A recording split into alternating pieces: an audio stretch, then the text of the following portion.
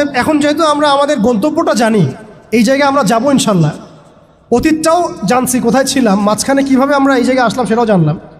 এখন 2 মিনিটে আমি শুরু বলতে যাচ্ছি যে কোন কাজগুলো আমরা করতে হবে, আমাদেরকে করতে হবে। এটা আজকে একটু মেমোরাইজ করার চেষ্টা করতে হবে। ফার্স্ট অফ অল ভাই, ব্যক্তি থেকেই শুরু হয়, ব্যক্তি থেকেই শুরু হয়। আপনি আমি আজকে থেকে চিন্তা করব, একটু ধৈর্য ধরেন, জাস্ট 5 মিনিট। আপনি আমি আজকে থেকে চিন্তা করব যে আমরা পৃথিবীতে বেঁচে আছি কি জন্য, বলেন আমাদের বেঁচে থাকার কারণটা কি? আপনি আমি পৃথিবীতে বেঁচে আছি কেন?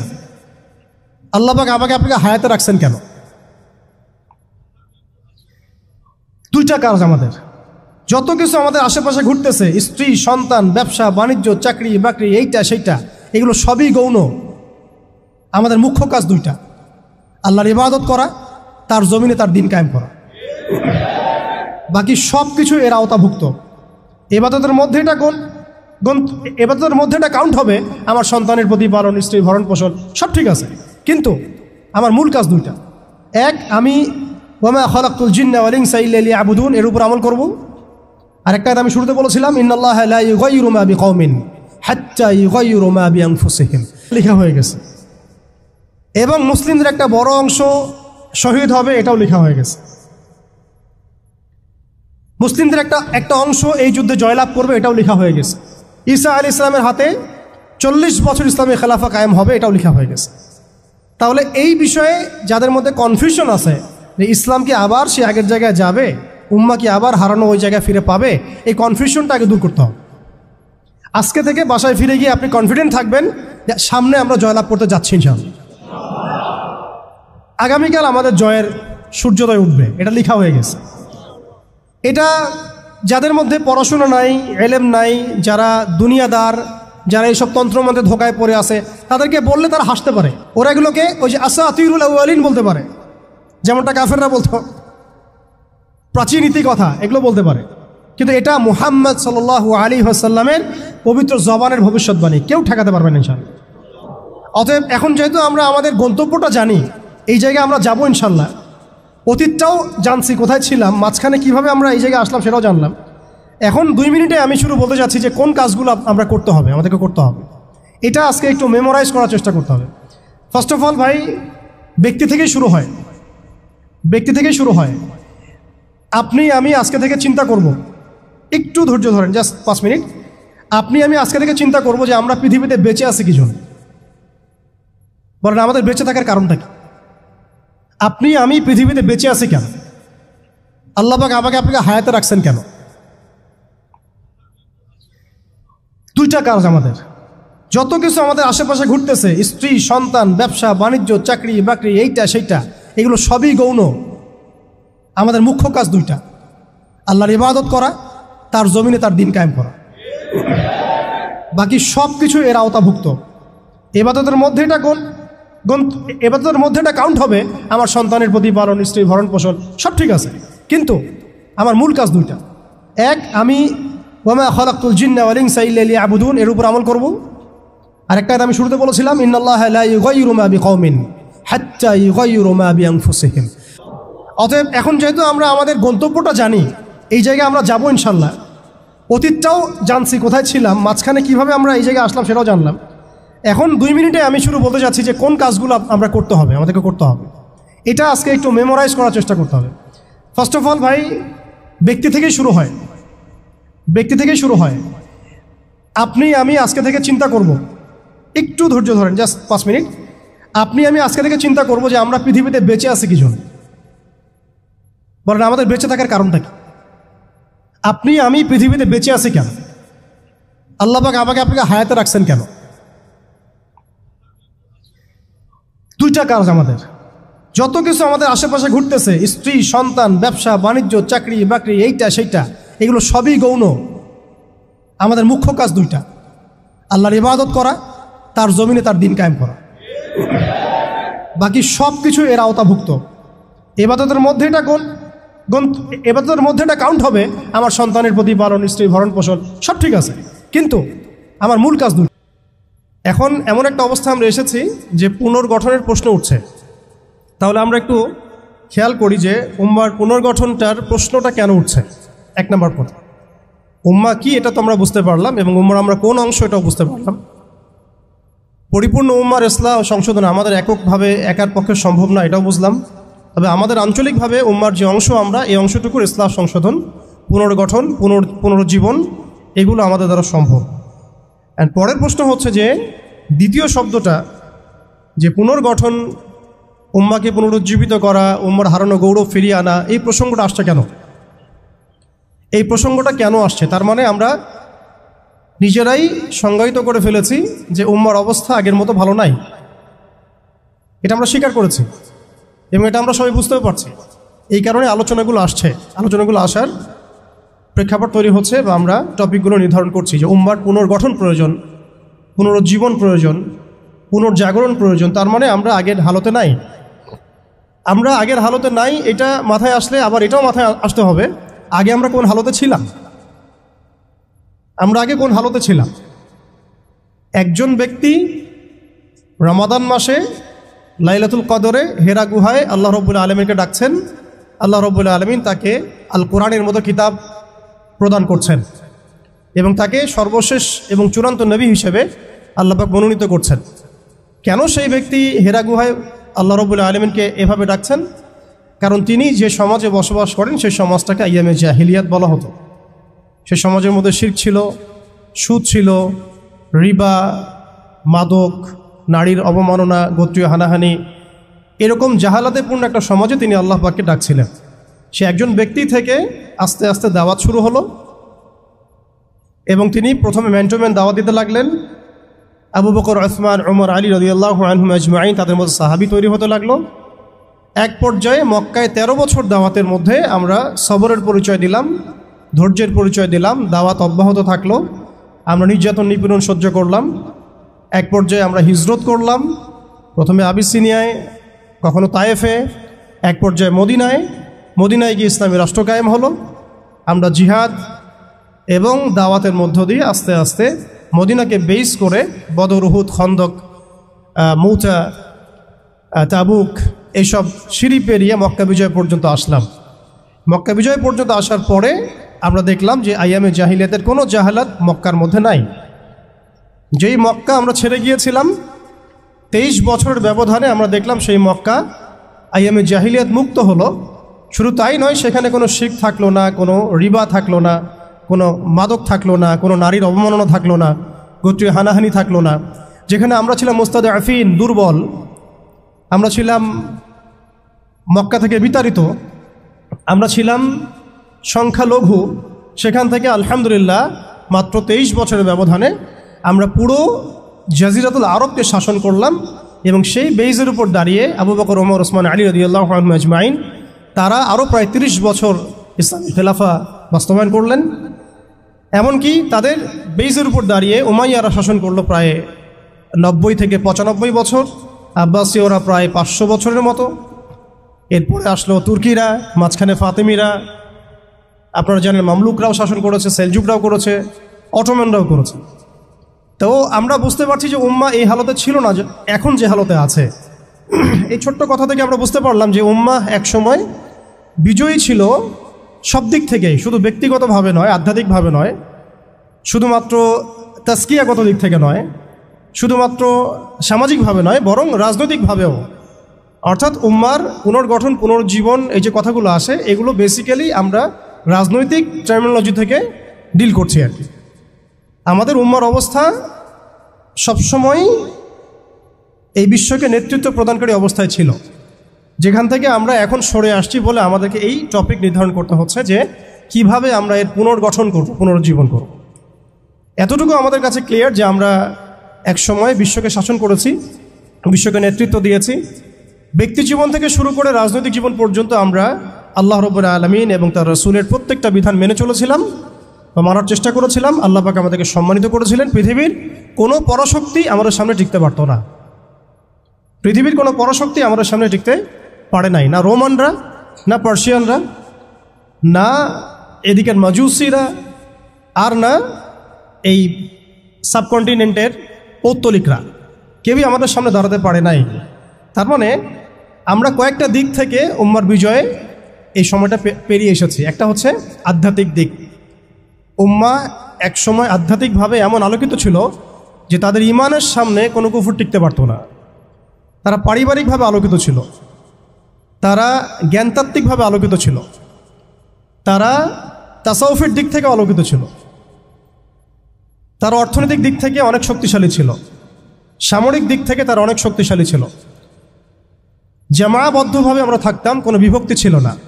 আমাদের মধ্যে আসসামু ওয়া তাআ ছিল, আমাদের মধ্যে আমির মামুর বায়াত এবং ইতাআত ছিল, আমাদের মধ্যে রাষ্ট্র ব্যবস্থা ছিল, খিলাফা স্টেট ছিল, শরিয়া আইন ছিল এবং শরিয়া বা ইমারা রাষ্ট্র ব্যবস্থা ছিল।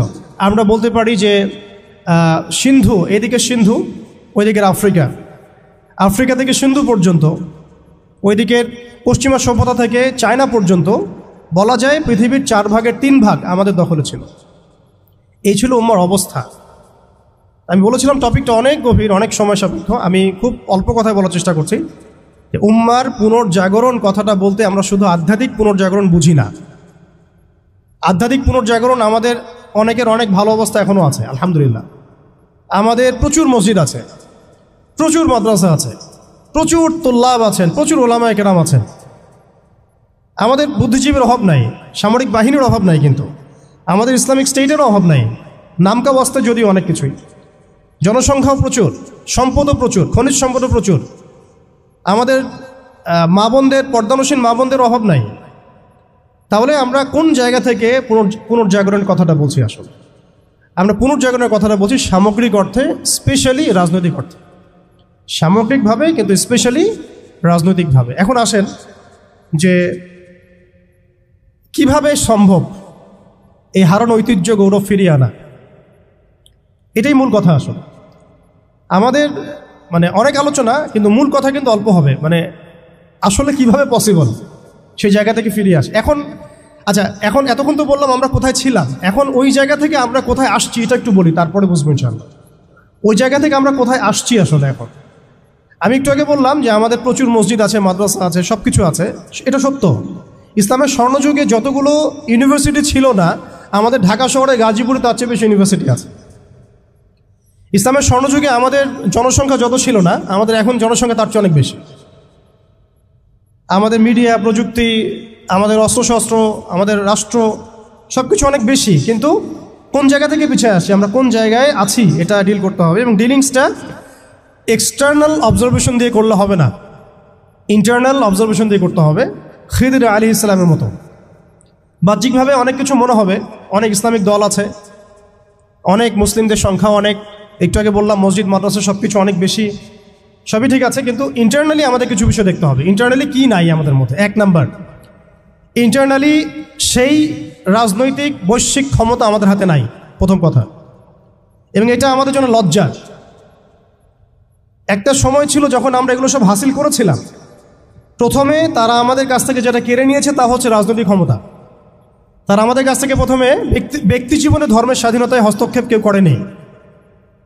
কুফাররা, জায়নিস্টরা, কাফের, ফাসেক, মুশরিক, মুনাফিক, এদের যে ঐক্য জোট ছিল, তারা প্রথমে আঘাত করেছিল আমাদের খিলাফায়।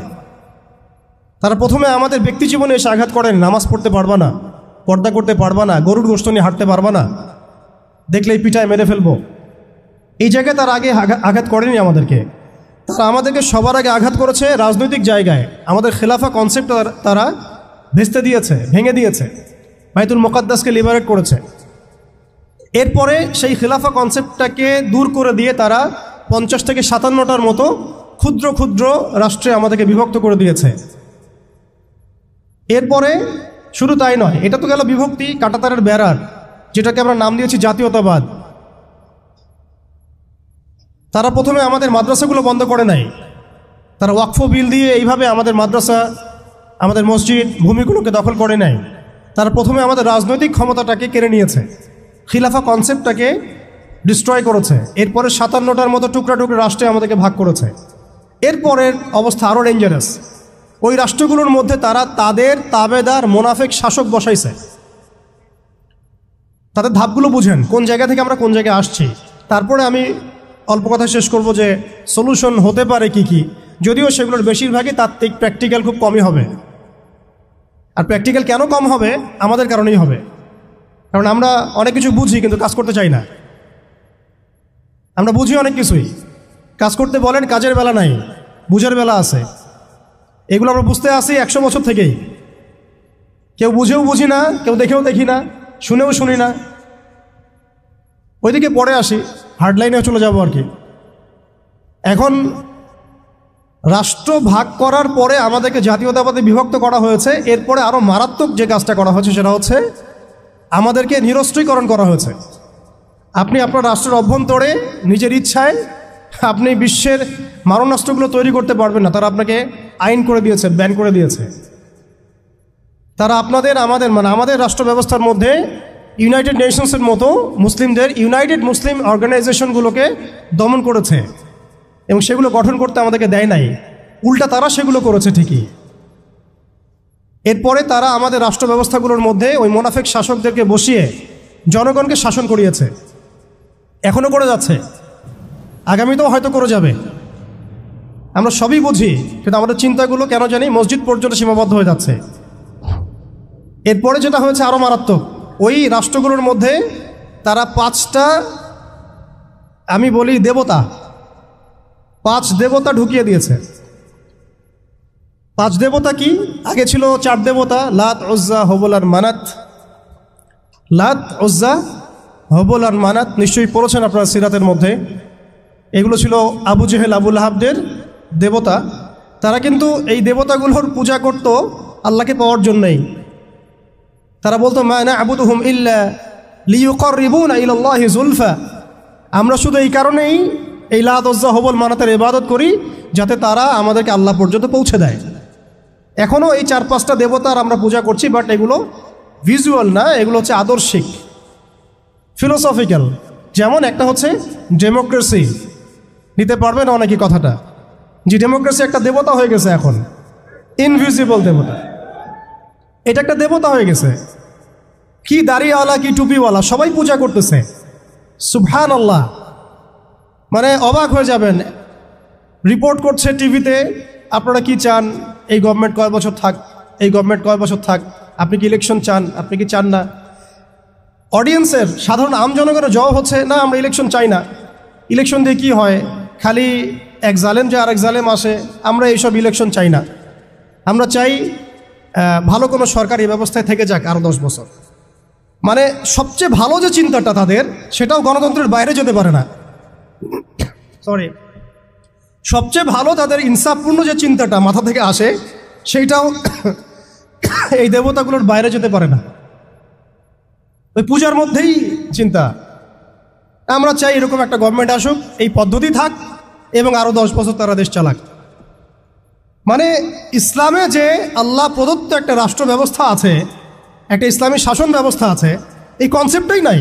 নামাজ পড়ছে মাশাআল্লাহ, রোজা রাখছে, হজ উমরা সবই করছে, বাট কেন জানি পলিটিক্যালি রাষ্ট্র ব্যবস্থা ইসলামের যে রূপরেখা আছে বা ইসলামের যে একটা সুন্নাহ আছে, নবী সাল্লাল্লাহু আলাইহি ওয়াসাল্লামের যে একটা রেখে যাওয়া উসওয়াতুল হাসানা আছে, এইটাই মানুষ মানতে পারছে না বা বুঝতে পারছে না। জাযাকাল্লাহ। আপনারা অবচেতন শব্দটার সাথে পরিচিত কিনা? একটা হচ্ছে আমরা জেনে বুঝে একটা কাজ করি, একটা হচ্ছে না জেনেও করি, অবচেতন মনে। তো এটা একটা দেবতা, ডেমোক্রেসি একটা দেবতার নাম, যেটার পূজা করছে এখন মানুষ সারা ওয়ার্ল্ডে। আরেকটা হচ্ছে এইথিজম, নাস্তিকতা। একটা হচ্ছে, আমি লিখছিলাম সকালবেলা, একটা শব্দ বের হয়েছে আর কি লিখতে লিখতে। একটা হচ্ছে ডেমোক্রেসি, একটা এইথিজম, একটা ন্যাশনালিজম, একটা কমিউনিজম, আর একটা হচ্ছে সেকুলারিজম। 5টা শব্দ বললাম আর কি। এখনকার এই বিশ্ব ব্যবস্থায় ইসলামী খেলাফতকে দূর করে দিয়ে, উম্মাকে বিভক্ত করে দিয়ে, মোনাফেক শাসকদেরকে বসিয়ে ইন্টারনালি প্রত্যেকটা রাষ্ট্রে এই 5টা দেবতা বসানো হয়েছে। ডেমোক্রেসি, এইথিজম, আর বললাম কি ন্যাশনালিজম, একটা কি বললাম, কমিউনিজম এবং সেকুলারিজম। DANCS, কিছুটা ড্যান্সের মতো আর কি। আসলে এরা বিশ্বকে নাচাচ্ছেই, এরা এইসব মতবাদ দিয়ে বিশ্বকে নাচিয়ে বেড়াচ্ছে আর কি। তারা নিজেরা নাচে না এগুলোতে, বরং তারা এগুলোর মধ্য দিয়ে মুসলিমদেরকে নাচায়। যদিও এটা এক্স্যাক্টলি ড্যান্স শব্দটা হয় নাই, কাছাকাছি হয়েছে আর কি। এখানে ডি আছে, এ আছে, এন আছে, সি এবং এস আছে। এই 5টা দেবতার শেকড় যদি এই বিশ্ব থেকে উপড়ে ফেলা না যায়, তাহলে ইসলামী শরিয়া, ইমারা এবং খেলাফা কায়েম হবে না। এবং যখন এই বিশ্বে ইনশাআল্লাহ তাআলা আগামীতে শরিয়া, ইমারা এবং খেলাফা বাস্তবায়িত হবে, তখন এই 5টা দেবতার কোনোটাই বাকি থাকবে না ইনশাআল্লাহ। এই নাপাকিগুলো থেকে পবিত্র না হয়ে বা পবিত্রতা হাসিল না করে আপনি আমি যতই একটা গ্লাসের মধ্যে মধু ঢালি, আর আপনি দুধ ঢালেন, আর কোনো শরবত ঢালেন, ওই গ্লাসটাই নাপাক। আফসোস হচ্ছে আমরা এই নাপাকিগুলো ধরতে পারছি না অনেকেই। আল্লাহ পাক আমাদেরকে ধরার এবং বোঝার তৌফিক দান করেন। এই সিস্টেমগুলো ব্যর্থ, এই মতবাদগুলো ব্যর্থ। এই মতবাদগুলো তৈরি করা হয়েছে আমাদেরকে শাসন করার জন্যে। এই মতবাদগুলো আমাদেরকে গিলানো হয়েছে আমাদেরকে ডমিনেট করার জন্যে, আমাদেরকে পশ্চিমাদের দাস বানানোর জন্যে, জায়নিস্টদের দাস বানানোর জন্যে, IMF-এর কাছে লোনের হাত পাতার জন্যে, কোনো ডিসিশন নেওয়ার আগে, রাষ্ট্রের কোনো ডিসিশন নেওয়ার আগে ইউনাইটেড নেশনসের কাছে এই ভিক্ষার ঝুলি পেতে দেওয়ার জন্যে, আমাদের চোখের সামনে আমাদের ভাই বোনদেরকে নির্মমভাবে হত্যা করলেও আমরা টু শব্দ করতে পারবো না এই জন্যে। ইভেন আমাদের দেশের 99% মানুষও যদি শরিয়া চায়, তবুও রাষ্ট্র ব্যবস্থা এটা চাইবে না, কারণ রাষ্ট্র ব্যবস্থা এই তন্ত্রমন্ত্রগুলো দ্বারা দীক্ষিত। এর মধ্যে আরও আছে মানবরচিত সংবিধান, আরও আছে মানবরচিত বিচার ব্যবস্থা, আরও আছে আল্লাহর হালালকে হারাম করে ফেলা, আল্লাহর হারামকে হালাল করে নেওয়া। পুরো একটা তাগুতি এবং কুফরি সিস্টেম আমাদেরকে দেওয়া হয়েছে। কোন জায়গা থেকে? খেলাফা অ্যাবলিশ করার পর থেকে। আমরা কোথায় ছিলাম এটা আমাদেরকে বুঝতে হবে। এখনকার প্রবলেম কি সেটাও বুঝতে হবে, ক্রাইসিসগুলো, তারপরে আসতে হবে সলিউশন কোথায়। এগুলো ক্রাইসিস। তারপরে ডেমোক্রেসি দিয়ে কি করা হচ্ছে এটা আপনারা অনেকে জানেন, কিন্তু অনেকে আবার বুঝেনও না। এটা দিয়ে আল্লাহর হালালকে হারাম করা যায়, আল্লাহর হারামকে হালাল করা যায়। এটা দিয়ে আল্লাহর জমিনে মানুষের শাসন কায়েম করা যায়। তাহলে এই তন্ত্রমন্ত্রগুলো দেওয়া হয়েছে আমাদেরকে তাদের দাস বানানোর জন্যে, তাদেরকে আমাদের অধীনে আনার জন্য নয়। এই জিনিসটা আমরা বুঝতে অনেক সময় ভুল করেছি, এখনও ভুল করছি। আমি খালি প্রশ্ন করতে চাই যে আর কতদিন ভুল করব আমরা? আল্লাহ পাক আমাদের চোখ খুলে দেন, মনের চোখ। আল্লাহ পাক আমাদের কলবের চোখ খুলে দেন। আপনি 20টা আসন পাইতে পারেন হাইয়েস্ট, 5টা আসন পাইতে পারেন হাইয়েস্ট, ওখানেও আপনি দাস হয়ে থাকবেন। আপনি 20টা আসন নিয়ে পার্লামেন্টে দাস হয়ে থাকবেন। 20টা আসন নিয়ে আপনি বলতে পারবেন না যে এটা হালাল, এটা হারাম, এটা জায়েজ, এটা না জায়েজ, এটা করতে হবে, এটা করতে হবে না। আর যদি আপনি বলেনও, আপনার কথা কেউ শুনবেও না, কারণ মেজরিটি শুড বি গ্রান্টেড। তাদের মূল নীতি হচ্ছে এটা, সংখ্যাগরিষ্ঠ মানুষ যা বলবে তাই হক। আগামীকাল সংখ্যাগরিষ্ঠ মানুষ বাংলাদেশে বলবে নাউযুবিল্লাহি মিন যালিক, যে এই বিবাহিত ধর্ষণের বিচার করা হোক, নাউযুবিল্লাহ, আর ওই পতিতালয়ে গিয়ে সময় কাটানো, নাউযুবিল্লাহি মিন যালিক, এটাকে প্রমোট করা হোক, শ্রমিকের অধিকার দেওয়া হোক। আগামীকাল মানুষ বলবে LGBT লাইসেন্স দেওয়া হোক। আগামীকাল মানুষ বলবে ট্রান্সজেন্ডারকে বাধ্যতামূলক করা হোক, আইন করা হোক। আপনি 20টা আসন নিয়ে কিচ্ছু করতে পারবেন না, বিকজ এই সিস্টেমটা দাঁড়িয়ে আছে এমন একটা বালির ঢিবির উপরে যার উপরে কোনো ঘোড়া দাঁড়াতে পারে না। এই সিস্টেমটা দাঁড়িয়ে আছে এমন একটা ভঙ্গুর মাটির উপরে যার উপরে আপনি কোনো প্রাসাদ নির্মাণ করা সম্ভব নয়। মাটিটাই তো ভঙ্গুর। তো এই আদর্শিক এই মতবাদগুলো দিয়ে তারা আমাদের খিলাফাটাকে ডিস্ট্রয় করে দিয়েছিল। আজকে থেকে 100 বছর হয়ে গেছে। আজকে 100 বছর পরে এসে আমি এগুলো নিয়ে কথা বলছি, আমরা এগুলো নিয়ে কথা বলছি। তো মাশাআল্লাহ, এটা ভালো। আমি এই ব্যাপারে আশাবাদী যে মাশাআল্লাহ বাংলাদেশের তরুণ প্রজন্ম এখন বুঝতে শিখছে, আলহামদুলিল্লাহ। এবং আমরা যদি এভাবে দাওয়াতের মেহনত অব্যাহত রাখতে পারি, ইনশাআল্লাহ তাআলা অন্যদের 20 বছর লাগলে আমাদের 2 বছর লাগবে ইনশাআল্লাহ। আমি কাজের ব্যাপারে পরে আসছি, একটু সময় নিব আপনাদের কাছে। এরপরে তারা যেটা করেছে, হালতটা বুঝেন। এরপরে তারা আমাদের ইয়াং জেনারেশনকে টার্গেট করেছে, কয়েকটা জেনারেশনকে টার্গেট করেছে তারা। একটা হচ্ছে ওলামায়ে কেরাম শ্রেণী, একটা হচ্ছে পলিটিশিয়ান, একটা হচ্ছে তরুণ প্রজন্ম, একটা মেয়েরা, একটা বাচ্চারা। খেয়াল করে দেখেন, আমাদের পলিটিশিয়ানদেরকে তারা টার্গেট করে কি করেছিল? তাদেরকে ক্ষমতার লোভ দিয়ে ঈমান হারা করেছে এবং আল্লাহর জমিনে মুসলমান নামধারী শাসকদেরকে দিয়েই আল্লাহ বিরোধী আইন বাস্তবায়ন করাইছে। নামধারী মুসলিম শাসকরাই করেছে। এবং তারা বলেছে জনগণ এটাই চায়। দেখেন, শাসকদেরকে তারা ক্ষমতা দিয়ে তাদের বসে নিয়ে আসছে, দুনিয়াবী স্বার্থ দিয়ে বসে নিয়ে আসছে। ওলামায়ে কেরামদের একটা শ্রেণীকে তারা কিভাবে বসে নিয়ে আসছে? মসজিদ করে দিব, মাদ্রাসা করে দিব, সব কিছুর সাপোর্ট আমরা দিব, রাষ্ট্র নিয়ে, অর্থনীতি নিয়ে, সমাজনীতি নিয়ে আপনারা কথা বলতে আইসেন না। এই টোপ তারা গিলেছেন, এই টোপ তারা অনেকে গিলেছেন। এবং গেলার পর একটা পর্যায়ে কী হয়েছে? ভারত জাজল্যমান দৃষ্টান্ত আমাদের সামনে, জাজল্যমান দৃষ্টান্ত। যখন আল্লামা আবুল হাসান আলী নাদভী রহমতুল্লাহি আলাইহি বলেছিলেন যে ইতিহাসের এমন কিছু সন্ধিক্ষণ আসে যখন রাজনৈতিক বিচক্ষণতার অভাবে মুসলিমরা যদি এমন কোনো সিদ্ধান্ত নেয় যে সিদ্ধান্তটা যুগোপযোগী না, তাহলে সেই একটা সিদ্ধান্ত উম্মাকে 100 বছর পিছায় দেয়। আপনারা পড়ে দেখেন ওই বইটা, মুসলিমদের পতনে বিশ্ব কি হারালো, বইটা পড়ে দেখেন। ঠিক আমরা মনে করেছি আমরা একটা ইসলামিক রাষ্ট্র, আমরা একটা রাষ্ট্রে আছি, এই রাষ্ট্রের হিন্দু গভর্নমেন্ট, কোনো সমস্যার কিছু নাই, তারা আমাদেরকে মসজিদ দিয়েছে, মাদ্রাসা দিয়েছে, সব কিছু ঠিকঠাক চলছে। হঠাৎ দেখা গেল যে উগ্রপন্থী কিছু হিন্দু এসে সব সিজ করে ফেলল এবং দিনে দুপুরে তারা এখন মানুষকে করছে, পিটিয়ে হত্যা করছে, বাড়িঘর ভেঙে ফেলছে, মসজিদ ভেঙে ফেলছে, মাদ্রাসা সিলগালা করে দিচ্ছে। কোথায় গেল আমার খানকা, কোথায় গেল আমার মসজিদ, কোথায় গেল আমার মাদ্রাসা, কোথায় গেল আমার জনগণ, কোথায় গেল আমার মায়ের সম্মান? সব চলে গেল। কিসের অভাবে? রাজনৈতিক ক্ষমতার অভাবে। অর্থাৎ রাজনৈতিক দৃষ্টি এবং দর্শন বিবর্জিত কোনো দাওয়াত কখনো চূড়ান্ত সাফল্য আনতে পারবে না। আমরা অনেকেই পশ্চিমাদের টোপে পা দিয়েছি যে মসজিদ মাদ্রাসা সব তো ঠিকঠাক চলছে, আমাদের পলিটিক্স নিয়ে কথা বলার দরকার নাই, আমাদের ইসলামী রাষ্ট্র ব্যবস্থা কায়েম নিয়ে কথা বলার দরকার নাই, ইসলামী অর্থ ব্যবস্থা নিয়ে কথা বলার দরকার নাই, আমাদের জিহাদ ফি সাবিলিল্লাহ নিয়ে কথা বলার দরকার নাই। আমরা নিজেরাই আমাদেরকে এই ধ্বংসের মুখে ঠেলে দিয়েছি। এরপরে আরও সমস্যা, তারা আমাদের ইয়াংদেরকে টার্গেট করেছিল। দেখেন, ইয়াংদেরকে টার্গেট করে কত মেহনত তারা করেছে। মেয়েদেরকে ফ্রি অ্যাক্সেস দিয়ে দিয়েছে, ফ্রি মিক্সিং, বাচ্চা থেকে শুরু করে একদম চাকরি লেভেল পর্যন্ত জেনা করাচ্ছে ফ্রি, আপনার চরিত্র হনন করার যা যা এলিমেন্টস আছে সব তো ফ্রি, সব ফ্রি। আর মেয়েদেরকে বেপর্দ করে বাইরে নিয়ে আসছে, বাচ্চাদেরকে ছোটবেলা থেকে মাথা নষ্ট করার যা যা এলিমেন্ট সব দিয়ে দিচ্ছে, খাবারে ভেজাল মিশাচ্ছে, আমাদের ভাইদেরকে বিয়ে কঠিন করে ফেলছে, জেনা সহজ করে ফেলছে। কি করে নাই তারা? শিক্ষা ব্যবস্থা থেকে ইসলামকে উঠে দিচ্ছে। আপনি সারা জীবন পড়াশোনা করেন, দেখেন আপনি 20টা সূরা শিখতে পারেন কিনা, ফরজে আইন শিখতে পারেন কিনা। একটা একটা করে ডিপার্টমেন্ট ধরে ধরে তারা কাজ করেছে।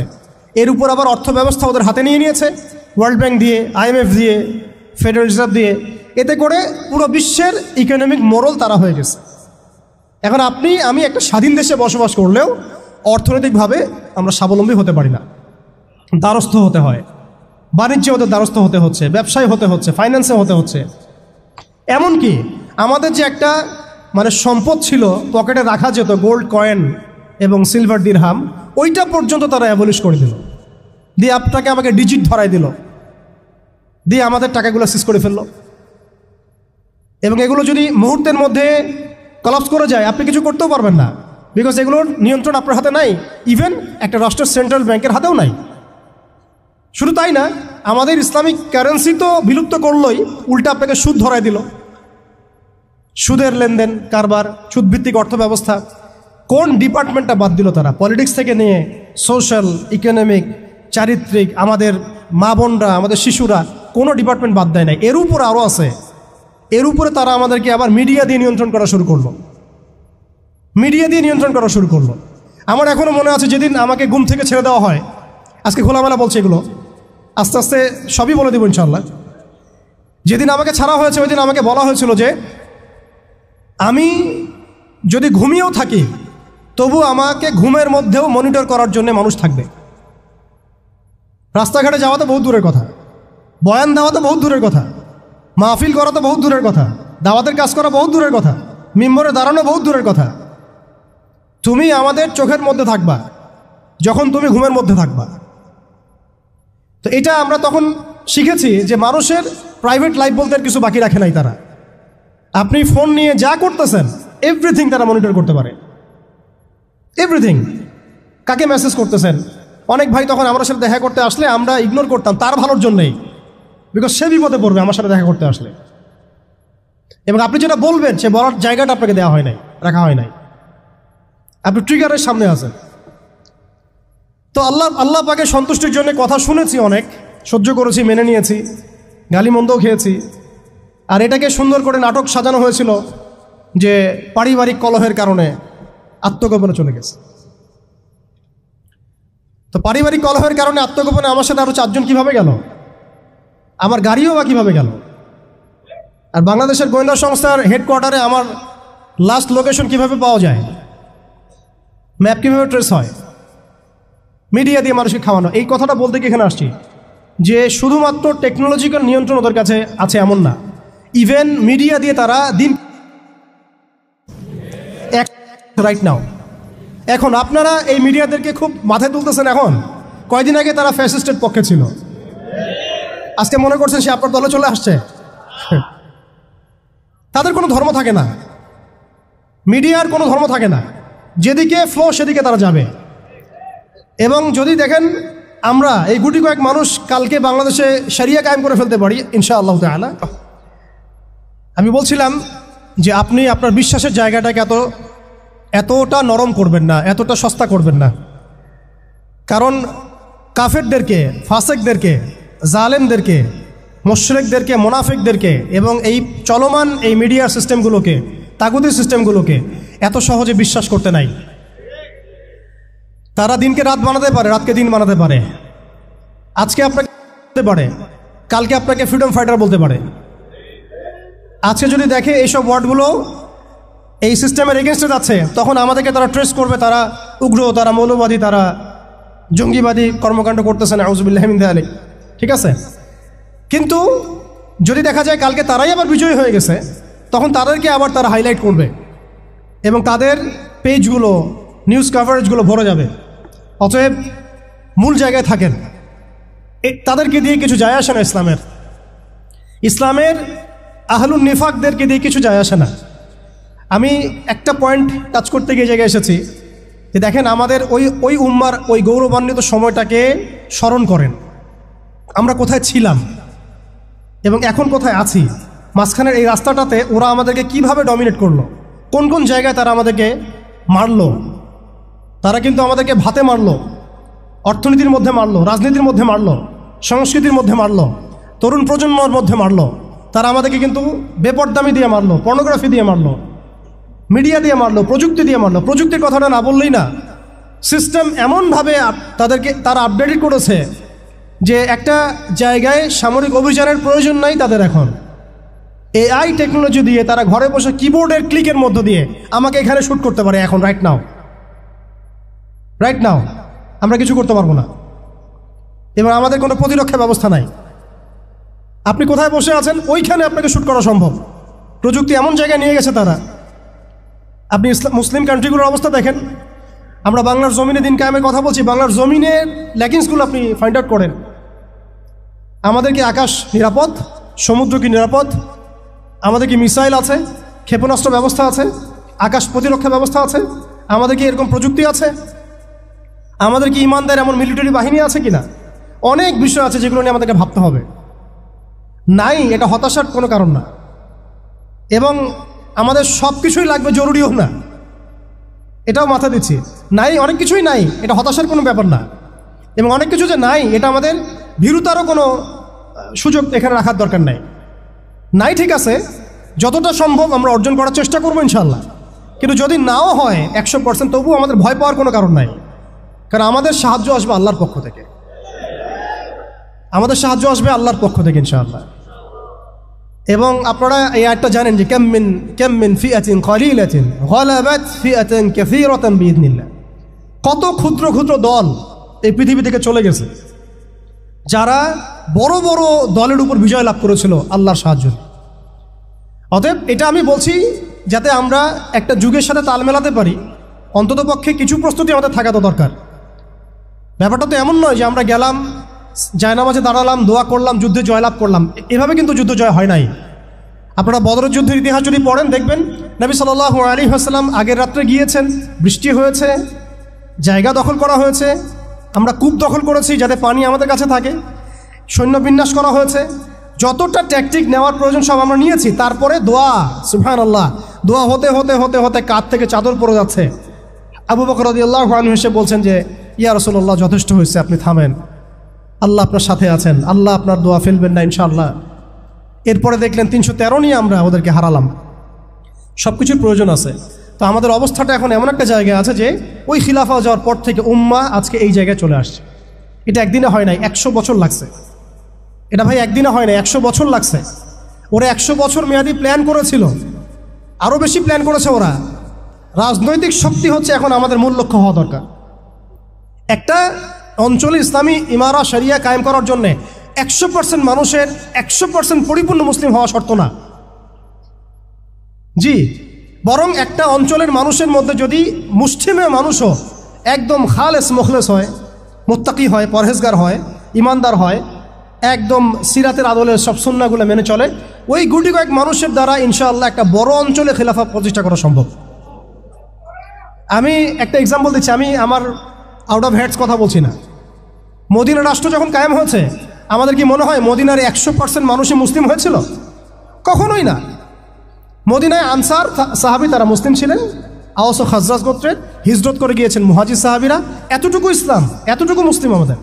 বাকি বহু অংশে মুনাফেক, আব্দুল্লাহ বিন উবাইর অনুসারী, আর বড় বড় 3টা গোত্র আছে, বনু কোরাইজার, বনু কাইনুকার, বনু নাজিরের, খায়বার আছে, পত্তলিকরা আছে, কিছু নাসারাও আছে আশেপাশে। তারপরেও সেখানে ইসলামী রাষ্ট্র কায়েম হয়েছে। এই শর্তটা যারা জুড়ে দিচ্ছেন এটা ঠিক হচ্ছে না, যে একদম 100% মানুষের ইসলাম না হওয়া পর্যন্ত আমাদের এখানে ইসলামী শরিয়া কায়েম করা যাবে না, এই কনসেপ্ট ঠিক না। বরং আপনি দেখেন, একটু খেয়াল করে দেখেন, একটা এক্সাম্পল দিই, জুলাই অভ্যুত্থান, ঠিক আছে, এই সময় মাঠে ময়দানে ছিল সব মিলায় ধরেন 20% মানুষ এই বাংলাদেশের, বাকি 80% মানুষ ঘরেই ছিল, আজও ঘরে আছে, শরিয়া কায়েম হলেও ঘরেই থাকবে। আপনি খেয়াল করে দেখেন, তাদের কিছু যায় আসে নাই, তারা যেভাবে ছিল সেভাবে আছে। আগে ছিল একটা শাসন, তাদের কাছে মনে হচ্ছে এখন আরেকটা শাসন আসবে। তাদের চিন্তায় তো এতটুকু, চিন্তার লিমিটেশন এতটুকুই। একজন গেছে আরেকজন আসবে, এক তাগুত গেছে আর এক তাগুত আসবে, মদের বোতল চেঞ্জ হবে, মদ সেম থাকবে, ওদের চিন্তাটা এমনই। তো এত মানে আমাদের কঠোর চিন্তার প্রয়োজন নাই যে 100% মানুষ মুসলমান পরিপূর্ণ না হওয়া পর্যন্ত শরিয়া কায়েম হবে না। না, আমি এই পয়েন্টটাতে একটু সময় নিয়ে নিলাম। দেখেন ভারতের অবস্থাটা আমাদেরকে খুব পীড়া দিচ্ছে। ভারতের অবস্থা আমাদেরকে অনেক পীড়া দিচ্ছে না? এটা দেওয়ার পরেও কিন্তু আমি কিছু করতে পারছি না। এটা যদি আল্লাহ না করুক যদি এটা বাংলাদেশে হয়, আল্লাহ না করুক এটা যদি বাংলাদেশে হয়, তখন আপনার ফতোয়া কি হবে, আমাদের ফতোয়া কি হবে, এটা আমাদের এখন স্পষ্ট করা উচিত। এবং যেটার আশঙ্কা আমরা করি সেটার প্রিপারেশন কেন আমরা নিব না? যেটার আশঙ্কা আমরা করি বা যেটা আমরা বুঝতে পারছি এটা হতেই পারে, অসম্ভব কিছু না, তাহলে তার প্রিপারেশন আমরা কেন রাখবো না? এটা আমার প্রশ্ন আর কি। ভারতের মুসলিমরা কি কখনো ভেবেছিল আজকে থেকে 10 বছর আগে এমনটা হবে? ওয়াকফ বিলের মাধ্যমে আমাদের সব সম্পত্তি তারা গ্রাস করে ফেলবে, কেউ কি ভাবছে? আচ্ছা, আমাকে একটা প্রশ্নের উত্তর দেন। আগামীকাল যদি দারুল উলুম দেওবন্দ তারা দখল করে ফেলে, বলেন, আগামীকাল যদি তারা বলে দারুল উলুম দেওবন্দ আমাদের, এখান থেকে বের হওয়া সবাই, কি করবেন আপনারা? না, আমরা কি করব? ফতোয়া কি আসবে? কোনো স্ট্রং ফতোয়া আসবে কিনা? সেটাকে প্রতিহত করার জন্য আমাদের জীবন দেওয়ার প্রশ্ন আসবে কিনা? এটাই তো কথা। যদি হ্যাঁ হয়, তাহলে আজকে আমরা ভারতের মুসলমানদেরকে মৃত্যুর হাতে ছেড়ে দিচ্ছি কিভাবে? আর যদি না হয় তাহলে তো কিছু বলার নাই। মানে আমাদের সামনে রাস্তা তো দুইটা, হয় তাদের সামনে, আমাদের বলতে আমি তাদেরকে আমাদের অন্তর্ভুক্ত করে বোঝাচ্ছি, তাদের সামনে রাস্তা দুইটা, হয় এখন তাদের মার খেয়ে মরবে জিল্লতির সাথে, থুতু চাটাচ্ছে তারা রাস্তায়, আমাদের মুসলিম ভাইদেরকে তারা থুতু চাটাচ্ছে রাস্তায়, মেয়েদেরকে নগ্ন করতেছে, বাড়িঘর জ্বালাই দিচ্ছে, মসজিদ ভেঙে দিচ্ছে, মাদ্রাসা দখল করতেছে, গরুর গোশত নিয়ে গেলে পিঠায় মেরে ফেলতেছে, বাবার সামনে মেয়েকে ধর্ষণ করতেছে। সবচেয়ে বড় কথা, আমাদের নিরপরাধ ভাইদেরকে তারা একটা ইস্যু ক্রিয়েট করে করতেছে। এটা একটা জেনোসাইড। হয় তারা এই জিল্লতিগুলো সহ্য করে এভাবে লাঞ্ছনার মৃত্যু মরবে, অথবা প্রতিহত করে শাহাদাতের মর্যাদায় মারা যাবে, শহীদ হবে। এর বাইরে কোনো রাস্তা আছে কি না? এখন আমরা যদি আমাদের পার্শ্ববর্তী অঞ্চল সম্পর্কে সচেতন থাকি, তাহলে আমাদের অভ্যন্তরীণ বিষয়গুলো সম্পর্কে আমাদের সচেতন থাকা উচিত কি উচিত না? আমাদের উম্মার ফিকির অনেক গভীর। এই জন্য আমি বলেছিলাম শুরুতে অনেক কথা আছে। আসেন একটু শেষ করি, অনেক লম্বা হয়ে যাবে আপনাদের। প্রিয় ভাইরা, অবস্থাটা শুধুমাত্র আধ্যাত্মিক না, মানে ক্রাইসিসটা একটু বুঝেন। ক্রাইসিসটা শুধুমাত্র ইমানের ক্রাইসিস না, ক্রাইসিসটা শুধুমাত্র আমাদের সংখ্যার না, মানে আমাদের মসজিদের মাদ্রাসার না, আমাদের শুধু মিডিয়া নিয়ে সমস্যা না, শুধু প্রযুক্তি নিয়ে সমস্যা না, আমাদের ইন টোটাল ব্যক্তি জীবন থেকে নিয়ে পলিটিক্যাল সিস্টেম পর্যন্ত প্রত্যেকটা ডিপার্টমেন্টেই আমাদের উম্মাগত সমস্যা। তার মধ্যে সবচেয়ে বড় জায়গাটাই হচ্ছে আমরা আমাদের ওই রাজনৈতিক সে ক্ষমতা ওইটা হারাই ফেলছি। আল্লাহ পাক আমাদের সবাইকে উম্মার সেই হারানো জায়গায় ফিরে যাওয়ার তৌফিক দান করে। এখন তো প্রশ্ন একটা আসতেছে যে এটা কি পসিবল কিনা, এটা পসিবল কিনা সেটা আমি না বলে হাদিস থেকে বলি। রাসূলুল্লাহ সাল্লাল্লাহু আলাইহি ওয়াসাল্লাম আখিরুজ্জামানের হাদিসগুলোর মধ্যে অনেকগুলো হাদিস, অনেক এগুলোর মধ্যে ইরশাদ করেছেন। আমি কয়েকটা সামারি বলছি। এখানে মালহামা হবে এটা লেখা হয়ে গেছে, এবং মুসলিমদের একটা বড় অংশ শহীদ হবে এটাও লেখা হয়ে গেছে। মুসলিমদের একটা অংশ এই যুদ্ধে জয়লাভ করবে এটাও লেখা হয়ে গেছে। ঈসা আলাইহিস সালামের হাতে 40 বছর ইসলামী খেলাফা কায়েম হবে এটাও লেখা হয়ে গেছে। তাহলে এই বিষয়ে যাদের মধ্যে কনফিউশন আছে যে ইসলাম কি আবার সে আগের জায়গায় যাবে, উম্মা কি আবার হারানো ওই জায়গায় ফিরে পাবে, এই কনফিউশনটা আগে দূর করতে হবে। আজকে থেকে বাসায় ফিরে গিয়ে আপনি কনফিডেন্ট থাকবেন যে সামনে আমরা জয়লাভ করতে যাচ্ছি ইনশাআল্লাহ। আগামীকাল আমাদের জয়ের সূর্যোদয় উঠবে, এটা লেখা হয়ে গেছে। এটা যাদের মধ্যে পড়াশোনা নাই, এলেম নাই, যারা দুনিয়াদার, যারা এইসব তন্ত্রমন্ত্রে ধোকায় পড়ে আছে, তাদেরকে বললে তারা হাসতে পারে। ওরা এগুলোকে ওই যে আসাতিরুল আউয়ালিন বলতে পারে, যেমনটা কাফেররা বলতো।